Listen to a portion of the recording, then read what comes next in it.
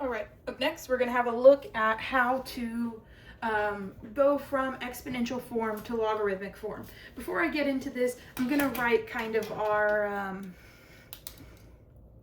key for this. So our logarithmic form is log base b. Think of this as all one piece, right? The log and its base kind of go together of, we'll say, x equals y. That's the same thing as saying, so we can go to and from out of this. That's the same thing as saying b, that same base on the logarithm becomes the base of our exponent, to the y, that other side of the logarithmic equation becomes our exponent, equals x. So the argument of that logarithm becomes the other side of the exponential equation. You see this kind of switching of x and y, which should make sense because logarithms are the inverse of exponentials. That's why we learned about inverses first. Okay, so if we have log base 4 of x equals 2, we're going to take that base, that 4, that's going to be the base of our exponent. The other side of that equation, this 2, is going to become our exponent. And then the thing we're taking the log of, that argument, that x, goes to the other side. We have that kind of crisscross thing happening, and you'll see that that happens with all of these regardless of which direction you go. So that's all we have to do. If we're only asked to rewrite, we don't need to solve this. We don't need to do anything with it. We can just leave it like this. All right. Log base 5 of 1 equals 0. Base 5, that's the base of our exponent. That 0 comes over, it is the exponent on the 5, equals the argument, equals 1. All right, log of 25 equals z. At first glance, you say, oh, that one's missing its base, right? But if there's no base written, then it's assumed to be a 10. This is called the common log. So that 10 is what becomes our base for our exponent. And then from here, it's the same thing. Z comes over, that's our exponent. 10 to the z equals 25. This 25 that we're taking the log of, that becomes the other side of our equation. And then another one that doesn't have a base written in, we need to know that the natural log is the same as saying log base e. So if this is base e, this is going to be e to the negative 1. That other side, that becomes our exponent, equals whatever we've got in that argument. 1 over e equals 1 over e. And again, this is all we have to do to rewrite in exponential form. All right, and of course we can go the other direction too, rewrite in logarithmic form. So if we have 6 to the 3rd equals x, we'll start, that base of the exponent becomes the base of our logarithm, log base 6. The other side of the equation becomes the argument of our logarithm, log base 6 of x, equals the exponent, equals 3.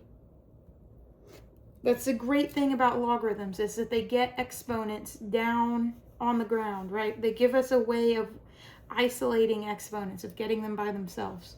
Otherwise, we wouldn't be able to do that. All right, let's see another. We have 1/7 to the negative 2 equals 49. So log base 1/7, right? The base of the exponent becomes the base of that logarithm. The other side of the equation, that 49, that's what we're taking the log of. Log base 1/7 of 49 equals whatever that exponent is, equals negative 2. And be careful that this 1/7 is part of the log and not You can tell it apart from the 49. Try to write whatever that base is, try to write it a little bit smaller, a little bit lower, so that it's clear that that's not the same thing. All right, if we have 10 to the x equals 45, this is going to be log base 10, but remember that log written without a base is the same as saying log base 10, so we don't really need to write that.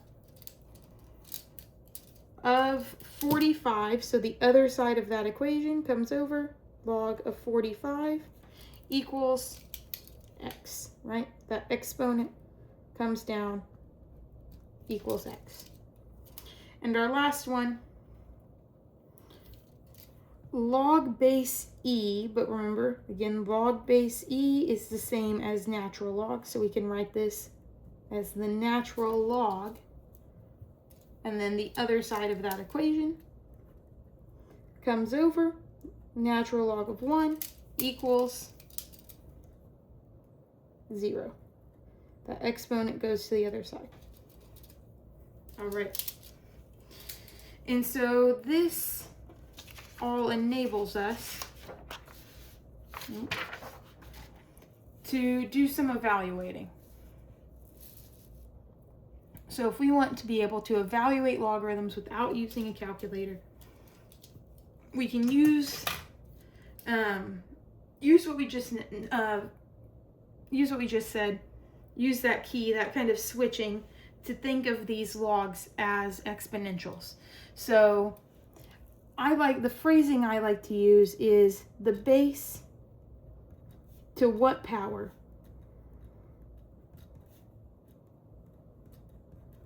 equals the argument.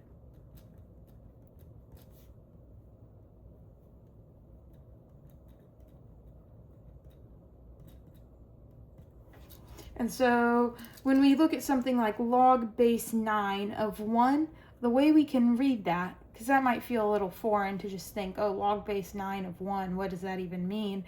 We can read this as 9 to what power equals 1? 9 to what power equals 1? Well, anything to the 0 power equals 1, so this is just 0. Whatever we would put in that box, whatever we would put as that exponent, that's our answer. Remember, logs are equal to the exponent, right? When we were rearranging, it was equal to the exponent. So we're trying to figure out what exponent we need to get from 9 to 1. All right, up next we have natural log of e to the negative 5. Now we could use this trick for this one, but I actually think even easier, natural log and e are kind of opposites. So when we're dealing with these opposite natural, like the opposite log and base, they kind of cancel each other out, and we're just left with negative 5. Just left with whatever that exponent is on e.